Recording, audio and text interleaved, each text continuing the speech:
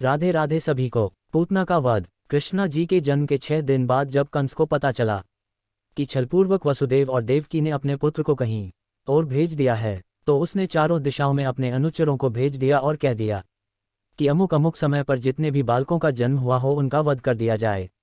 कंस के अनुचरों को पता चल गया कि हो न हो वह बालक यमुना के उस पार ही छोड़ा गया है। कंस ने कृष्णा जी को मरने के लिए पूतना राक्षसी को भेजा।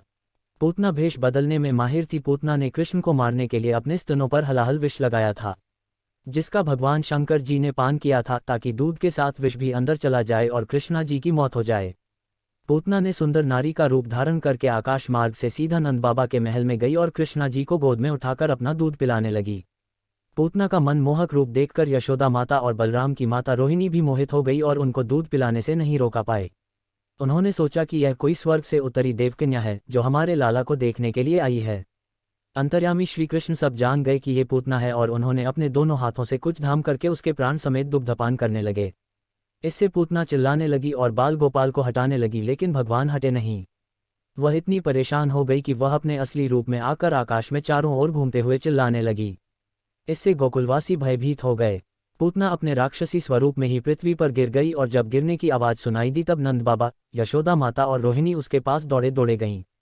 वहां जाकर देखा कि कृष्ण भयंकर राक्षसी के स्तनपान कर रहे थे। उन्होंने तुरंत बाल कृष्ण को उठाया और अपने पास रखकर बोले कि आज लल्ला की रक्षा भगवान ने खुद की है। पूतना का वध होने के बाद उसका राक्षसी स्वरूप वहीं पृथ्वी पर पड़ा रहा। पूतना इतनी भयंकर और विशाल थी कि गोकुलवासी उसके अंतिम संस्कार के लिए सोचने लगे कि किस तरह इसका दाह संस्कार किया जाए। तब ग्वालों ने पूतना के अंगों को काट काट कर उसका अंतिम संस्कार किया।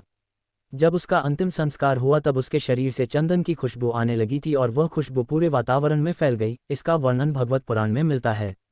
इसके बाद भगवान कृष्ण ने पूतना को मां का दर्जा दिया और उसे मुक्ति प्रदान की। भगवान के हाथों वध होने के बाद पूतना को लेने के लिए बैकुंठ धाम से विमान आया, जो उसे विष्णु लोक ले गया और वह जन्म मरण के चक्र से मुक्त हो गई। बोलो राधे राधे।